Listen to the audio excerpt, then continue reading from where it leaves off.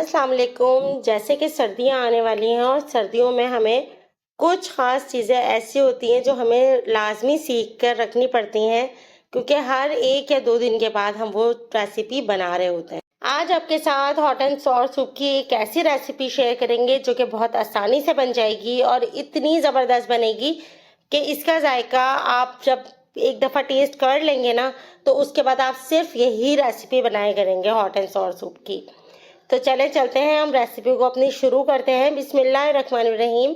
अस्सलाम वालेकुम। यहाँ हमने आधा कप चिकन लिया, चिकन क्यूब्स, और उसको हमने थोड़े से ऑयल में फ्राई कर लिया। इतना फ्राई करना है कि कलर चिकन का वाइट हो जाए। जैसे ही चिकन का कलर वाइट होता है, 1/4 कप यहाँ पर लंबाई में कट की हुई बंद गोभी ऐड की है और इसको भी हमने हल्का हल्का सा फ्राई करना शुरू कर दिया। जैसे ही बंद गोभी हल्की फुल्की फ्राई होती है, इसमें हम गाजर ऐड करेंगे। गाजर भी हमने लंबाई में कट करके 1/4 कप ही इस्तेमाल की है और साथ ही 1/4 कप हमने शिमला मिर्च यहाँ पर ऐड कर दी और इन सारी ही चीज़ों को हमने फ्राई करना शुरू कर दिया। ये रेसिपी बहुत मज़े की बनेगी, इतनी टेस्टी बनेगी कि जिस वक्त आप बनाएंगे उस वक्त आपको मज़ा ही आ जाएगा। तकरीबन 1 लीटर के करीब यहाँ मैंने चिकन स्टॉक इस्तेमाल किया है। चिकन स्टॉक मैंने पहले से ही चिकन क्यूब्स डालकर और उसमें 1 प्याज और 1 आलू डालकर बना लिया था।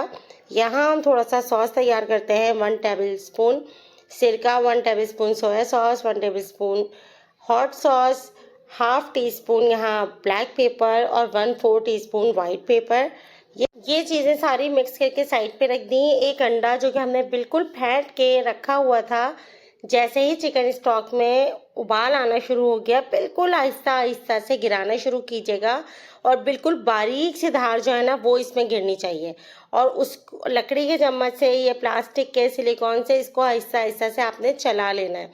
स्टील का चम्मच आप बिल्कुल इस्तेमाल नहीं करेंगे। ये वो राज है जिससे सूप आपका आखिर तक गाढ़ा रहेगा, बिल्कुल भी पतला नहीं होगा। अगर आप स्टील का चम्मच इस्तेमाल करते हैं तो इससे आपका सूप जो है थोड़ी ही देर रखने के बाद पतला होना शुरू हो जाएगा। 1/4 कप कॉर्नफ्लावर था मेरे पास और उसमें 1/4 कप पानी मिक्स करके आहिस्ता आहिस्ता से अब हमने वो ऐड करना शुरू कर दिया। ये करने के बाद अब हमने इसको बिल्कुल हल्की आंच पे थोड़ी देर रखना है। सॉल्ट हमने 1 टीस्पून ऐड किया है। ख्याल रहे कि जिस वक्त कॉर्नफ्लावर आप डालेंगे और जब अंडा डालेंगे तो ये दोनों चीज़ें डालते वक्त आपने आंच को तेज़ रखना है और बाद में आपने आंच को स्लो करना है। ये देखें कितना मज़ेदार गाढ़ा गाढ़ा मज़ेदार हॉट एंड सोर सूप तैयार है।